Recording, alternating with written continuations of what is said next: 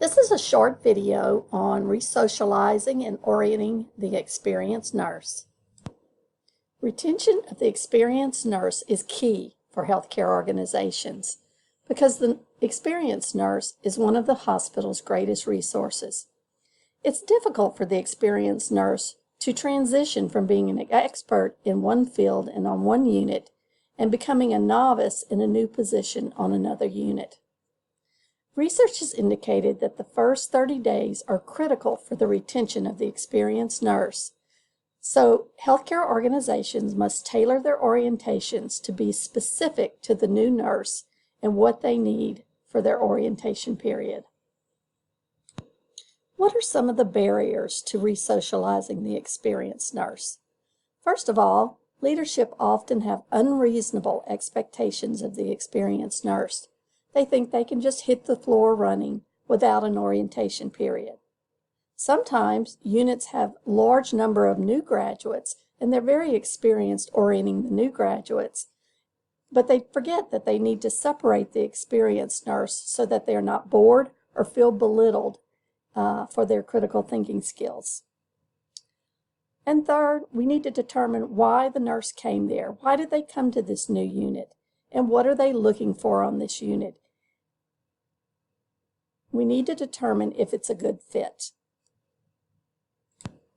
Orientation programs for the experienced nurse need to include these 4 factors. They need to encourage the strengths of the experienced nurse. They also need to provide development for new skills and processes needed for their new roles. They need to promote their self-esteem for positive outcomes, and they need to promote socialization with the new team.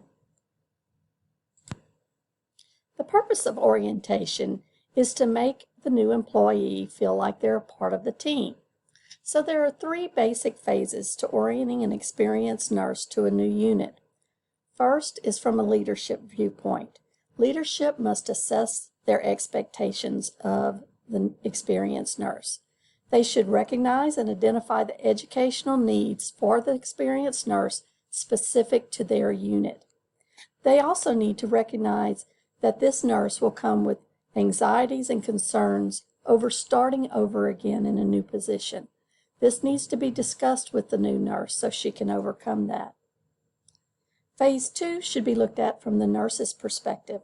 The experienced nurse needs to recognize their own learning needs. They need to tell the leadership of the new unit what they feel like they need to know and what they need to learn. They need to be allowed to learn at their own pace. And the nursing leadership needs to specify the expectations of the unit for the experienced nurse so they will know where they fit in. And thirdly is establishing a mentorship.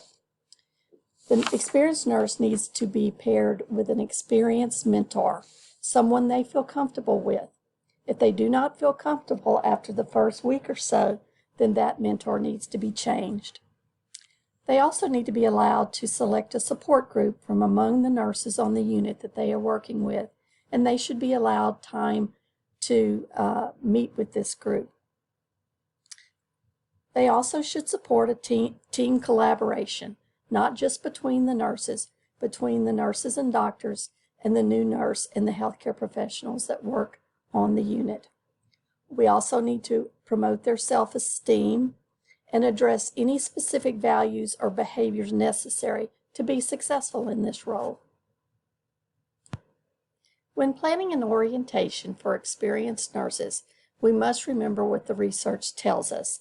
What is it that provides work satisfaction for these experienced nurses?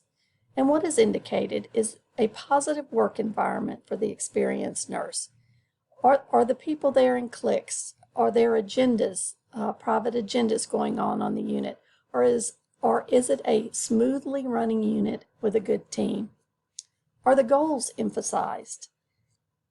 Most of us would think that the primary goal is to provide safe patient care. However, many units have specific objectives that they're working on, possibly communication or collaboration. These goals need to be emphasized for the experienced nurse so they can fit in. Also, providing a warm working environment very accepting with an emphasis on team, and the absence of conflict. Absence of conflict between nurses, between nurse doctors, and between nurses and management. This is one thing that, these are the things that need to be addressed in an orientation for the experienced nurse. This is the end of this presentation.